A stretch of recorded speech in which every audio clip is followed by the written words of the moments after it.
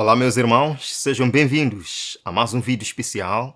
Este é o nosso resumo mensal das atualizações proféticas.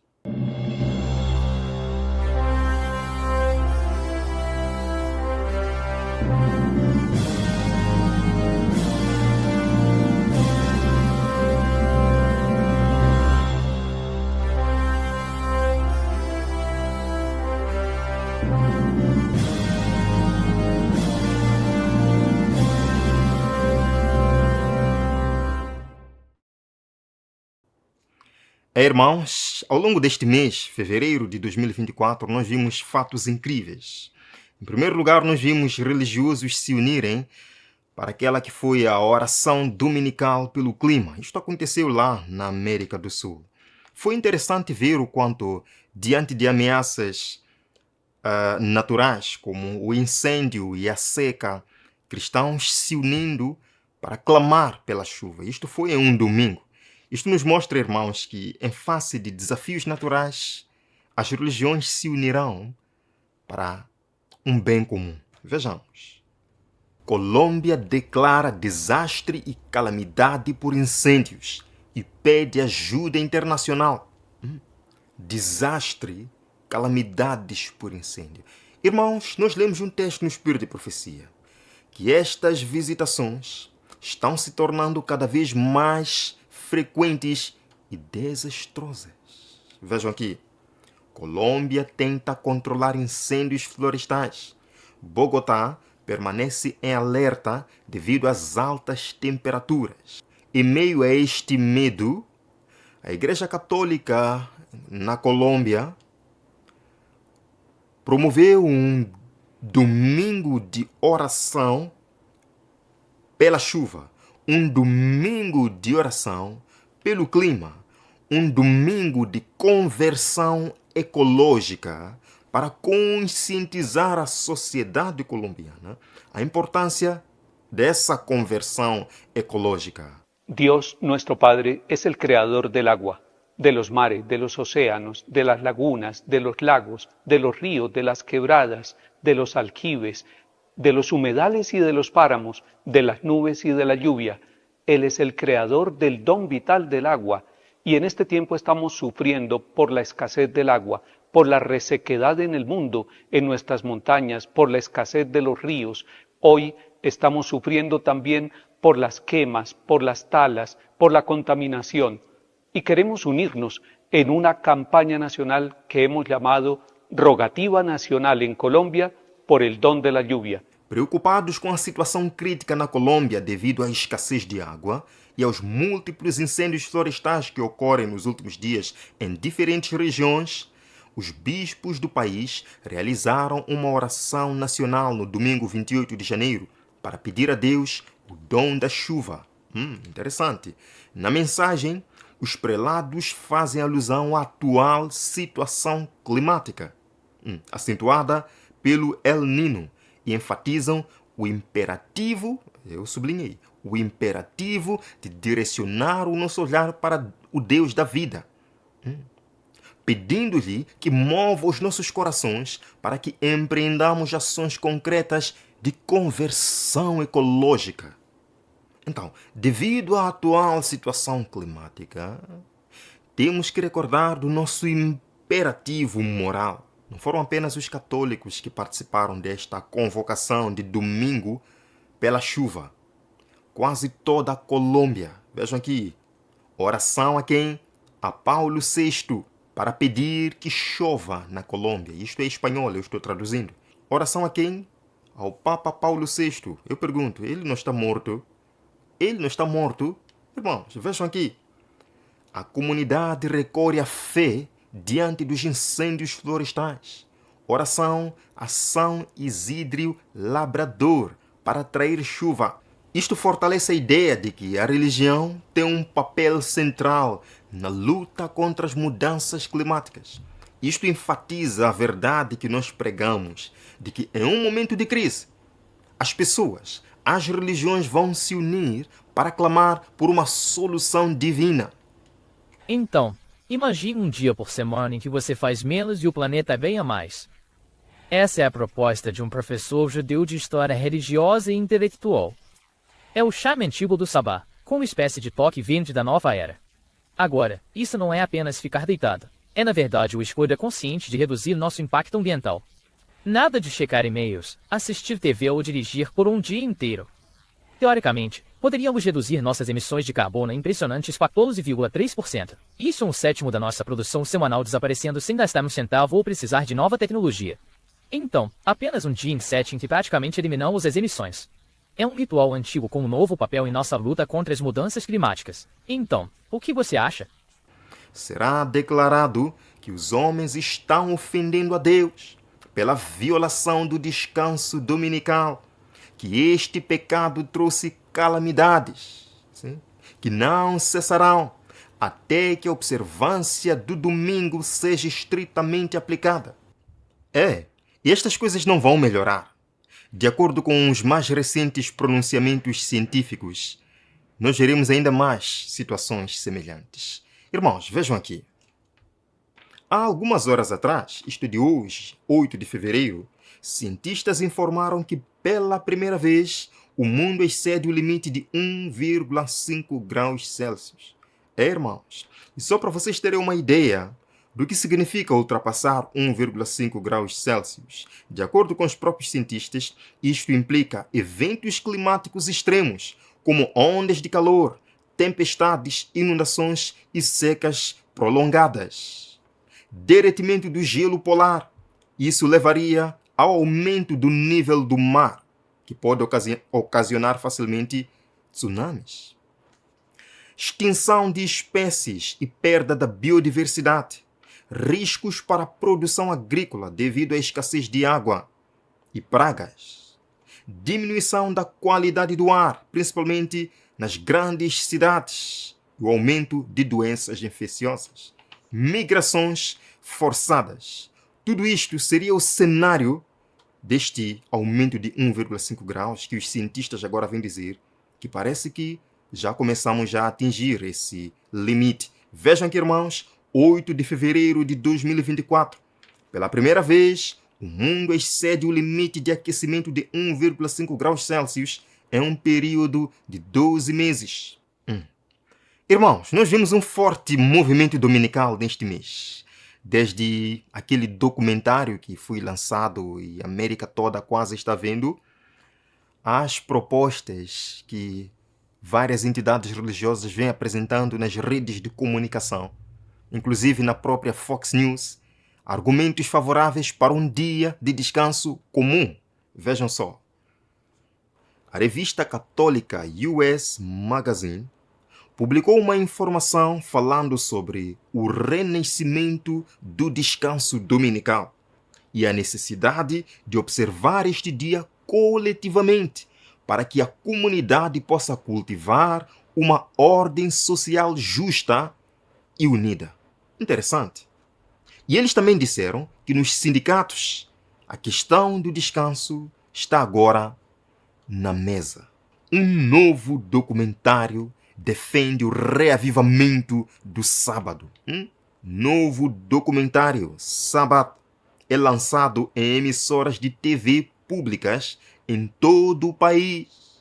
Eles lançaram em 2023 essa campanha, esse documentário, onde disseram que o sábado não é simplesmente um ensinamento piedoso, um complemento. O que está em jogo é o próprio sentido da vida. Teólogos, seminaristas participaram desse documentário. Vejam aí, estão vendo? Padres, bispos, teólogos, professores de universidade participaram desse documentário, falando sobre o sábado, a necessidade que a sociedade tem de um dia de descanso.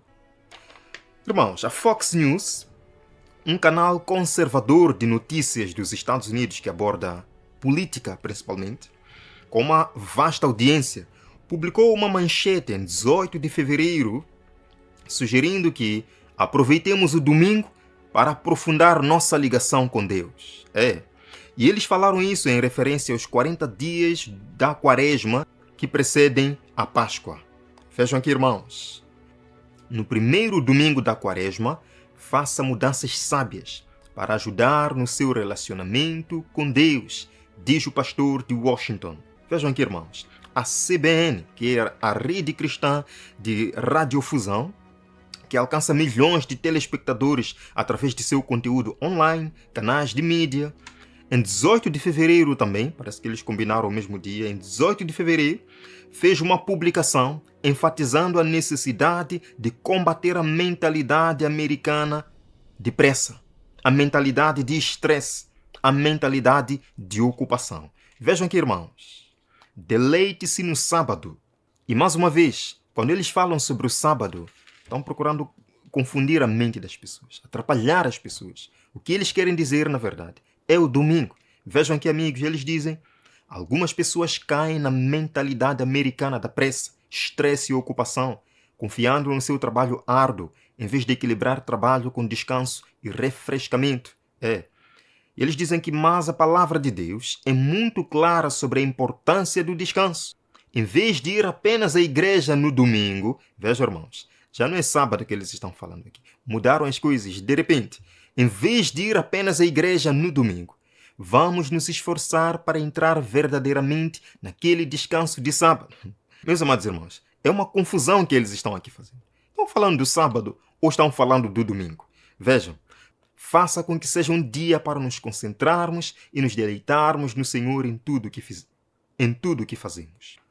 Em 15 de fevereiro, a Arquidiocese Católica de Vancouver afirmou que o domingo foi o dia original para a família. Interessante. Vejam aqui, irmãos. Lembra quando todo domingo era o dia da família?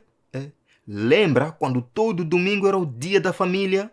Só que agora, a World News Group, que é uma revista quinzenal publicada por protestantes evangélicos americanos, no dia 14 de fevereiro, publicou uma defesa à empresa Chick-fil-A, pedindo o direito das empresas fecharem no domingo. E esta revista protestante, irmãos, argumentou que nenhum negócio deveria estar aberto no domingo, porque isso vai contra o texto, vai contra a tradição e vai contra a natureza. A publicação chegou ao ponto de lamentar o fato de que as legislaturas americanas já não estão a proteger o domingo como dia de descanso, como acontecia nos anos passados. E a revista chama o domingo de bem histórico e social para a nação americana, brincando de galinha com o dia do Senhor. Irmão, está claro o que esta revista protestante quer aqui, porque eles começam a sua abordagem fazendo uma referência ao Tribunal de Apelações do final do século XIX, em Nova York, que manteve as restrições comerciais aos domingos. E eles começam citando esse Tribunal de Apelações, dizendo: o sábado cristão é uma das instituições civis do Estado, e que o legislador, com o propósito de promover o que, irmãos? O bem-estar moral e físico do povo e a paz, tranquilidade e boa ordem da sociedade, tem autoridade para regular a sua observância e impedir a sua profanação por qualquer legislação apropriada. Os negócios normais da vida serão suspensos no domingo, para que assim o bem-estar físico e moral do povo possa ser promovido. O movimento dominical tem algo em comum: o bem-estar físico e moral da sociedade. Continua. Eles dizem que a inconveniência para alguns não é considerada um argumento contra a constitucionalidade da lei. A inconveniência para alguns não é argumento para impedir a lei. É isso mesmo, irmãos. A maioria é que vence. Vivemos agora num mundo diferente, que não concebe o bem-estar humano de forma holística, ou mesmo historicamente. Eles dizem que o descanso físico e espiritual raramente é objeto de agendas legislativas marcantes. Eles aqui estão lamentando Eles estão lamentando o fato de que as assembleias legislativas hoje não falam muito sobre o descanso. Deixa-me vos dizer então que essas assembleias sofrerão pressão. Pressão do povo, pressão dos líderes religiosos, pressão das congregações para impor um descanso para o bem da sociedade. Vejam aqui, irmãos, a fim de se fazerem populares e conquistarem a simpatia do povo, os legisladores hão de ceder ao desejo do povo de obter leis dominicais. Agora não me venham com a ideia de que isto é coincidência, porque não é, irmãos. Não pode ser coincidência. Nós vimos neste mês vários encontros nos Estados Unidos da América deste grande movimento nacionalista cristão, os mesmos que querem emendar a Constituição, os mesmos que querem tomar o poder da América. E eles fizeram grandes promessas. E, inclusive, nos disseram a data do começo da grande revolução. Vejam só. Irmãos, há 2 dias atrás, em 22 de fevereiro de 2024, Donald Trump falou na Convenção Anual das Emissoras Religiosas Nacionais. E na sua intervenção, Trump disse que um renascimento está prestes a chegar nos Estados Unidos da América, em 5 de novembro de 2024. Ele falou agora a data. Escutemos, irmãos. Ladies and gentlemen, with your help and God's grace, the great revival of America begins on November 5th, 2024. Senhoras e senhores, com a sua ajuda e pela graça de Deus, o grande reavivamento começa em 5 de novembro de 2024. Queridos, estamos vendo uma fusão, uma união forte de igreja e Estado. Deixe-me vos dizer, caso Deus permita este candidato vencer, nós veremos história na América. Vejam aqui, irmãos, apoiadores desse homem dizem que Deus o escolheu para ser presidente. Isto aqui é de alguns anos atrás, mas é o mesmo candidato e hoje ele está recebendo muito mais apoio evangélico, protestante, americano. Vejam, irmãos, é dito, acho que Deus às vezes coloca pessoas para lições e às vezes coloca pessoas para mudanças. E você pode olhar para tudo o que aconteceu e acho que você está vendo muitas mudanças, disse essa pessoa. Uau! Este evangelista, Jim Baker, em uma entrevista na televisão, em um debate, ele mostrou aí um gráfico que mostra que, com a eleição desse candidato republicano, os terremotos na América diminuíram. Vejam aqui o vídeo, irmãos. Você vê isto? Você vê o que é isto? Este é o terremoto mais baixo. Veja, tivemos vários terremotos. Agora olhe para aqui. Você sabe o que é isto? Esta é a eleição de Donald Trump. Por que houve uma queda de terremotos no tempo das eleições? Por que houve falta de terremotos lá? Por que houve diminuição de terremotos no momento que ele foi eleito no seu último mandato? O guia espiritual de quem afirma que desafiar o presidente é lutar contra a mão de Deus. Eleitores de quem dizem que ele foi nomeado por Deus. É isso mesmo. Sim, foi nomeado por Deus. A Convenção Constitucional. Sim, eles precisam então de uma convenção constitucional para mudarem o que já foi escrito e escreverem outra coisa, para poderem implementar assim a sua agenda. Poderíamos perder o quê? A nossa liberdade de imprensa.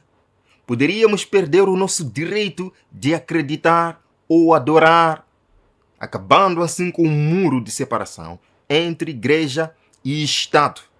A doutrina de que Deus confiara à igreja o direito de reger a consciência e de definir e punir a heresia é um dos erros de quem? É um dos erros de quem? É um dos erros papais, mais profundamente arraigados. O que estamos vendo na América agora é uma formação da imagem da besta. We decree and declare that America's executive branch of government will honor God and defend the Constitution. Decretamos e declaramos que o governo executivo da América honrará Deus e defenderá a Constituição. Our legislative branch, Congress, will write only laws that are righteous and constitutional. Nosso poder legislativo, o Congresso, escreverá apenas leis que sejam justas e constitucionais. Our judicial system will issue rulings that are biblical and constitutional. Nosso sistema judicial emitirá apenas decisões que sejam bíblicas e constitucionais. Back influence at the local level in our communities. We take back and permanently control positions of influence and leadership in each of the 7 mountains. Recuperamos a influência em nível local, em nossas comunidades. Recuperamos e controlamos perfeitamente posições de influência e liderança em cada uma das 7 montanhas. We will operate in unity beyond denominational lines to accomplish the purposes of God for our nation. E finalmente decretamos que operamos em unidade além das barreiras denominacionais para cumprir os propósitos de Deus para nossa nação. Então, as igrejas estão unidas na América para cumprir os propósitos de Deus, conforme eles dizem. Isto é muito parecido com a declaração de Ellen White no livro Grande Conflito, página 445, quando as principais igrejas dos Estados Unidos, ligando-se, unindo-se em pontos de doutrinas que lhes são comuns, fizeram o que, irmãos? Influenciar o Estado para que imponha seus decretos e lhes apoie as instituições. A América protestante terá então formado o quê? Uma imagem da besta, da primeira besta. E vocês percebem que isto está sendo encabeçado pelo mesmo movimento, com nomes diferentes, mas é o mesmo movimento. E eles querem o mesmo objetivo. Projeto 2025, Nacionalistas Cristãos, Heritage Foundation, o movimento republicano para tomar o poder da América. É tudo a mesma coisa agora. E se Deus permitir, irmãos, nós veremos coisas estranhas. Nós vimos ao longo deste mês uma grande influência papal no mundo. Eu não consegui apresentar tudo, mas vimos, por exemplo, o Papa sendo aclamado como o melhor defensor do trabalho digno. Vejam, irmãos. Se encuadra esta visita en el entendimiento de que el Papa Francisco es el mejor embajador del trabajo decente en el mundo. La reducción de la jornada laboral. Como saben ustedes, esto le ocupa y lo defiende el Papa Francisco, y hemos tenido una larga conversación sobre la necesidad del tiempo de vida, del tiempo de descanso y del tiempo de trabajo. Bueno, primero porque el Papa juega políticamente. Es decir, es un Papa donde tiene fuerte injerencia política. Ha demostrado además una gran afinidad con dictadores como Castro o como con Maduro. Es decir, está del lado de dictaduras sangrientas. Bem, primeiro porque o Papa brinca politicamente. Isso quer dizer que ele é um Papa que tem forte interferência política. Também tem demonstrado uma grande afinidade com ditadores como Castro, como Maduro. Ou seja, ele está do lado de ditaduras sangrentas. Mas, irmãos, o mais interessante é que, 2 dias após a vitória nas eleições, em uma entrevista televisiva, o presidente recebeu uma chamada telefônica e ele teve que interromper a entrevista para atender. Quem era? O Papa Francisco. Vejam aqui, irmãos, o presidente eleito da Argentina, Milei, modera sua retórica antipapa e vai ter um encontro especial hoje, 12 de fevereiro, a portas fechadas, com o Papa Francisco. Irmãos, vejam aqui, Papa Francisco e esse homem se encontram durante o quê? Canonização da primeira santa argentina. Enfim, meus irmãos, em meio à cerimônia, o presidente argentino saudou o Papa Francisco. Vejam aí. E parece que se dão muito bem agora. E eles terão um encontro, como eu disse, terão um encontro privado ainda hoje, 12 de fevereiro, no Vaticano. Eu não irei entrar em muitos detalhes sobre o que eles vão falar lá, sobre outros pontos. Não irei entrar em detalhes. Apenas quero vos recordar que estes eventos recentes nos provam que a profecia bíblica não falha e não está a falhar. Ninguém pode pelejar contra a besta. Queridos irmãos, em face de todos estes eventos, de uma coisa nós podemos ter a certeza. Estamos chegando ao final do grande conflito entre o bem e o mal. E a pergunta é, está você se preparando? Está você permitindo que Cristo lave seu caráter? Está você vestindo as vestes núpcias? Está você vestindo as vestiduras brancas, que é o caráter de Jesus Cristo em nós? O momento para desenvolver tal fé, tal experiência. E agora, vá junto com a sua família, com a sua esposa, com seu esposo, com os seus filhos. Unam-se em oração. Este é o momento, irmãos, de despertar. Eu os verei no próximo vídeo aqui no canal, pela graça do Senhor. Até lá.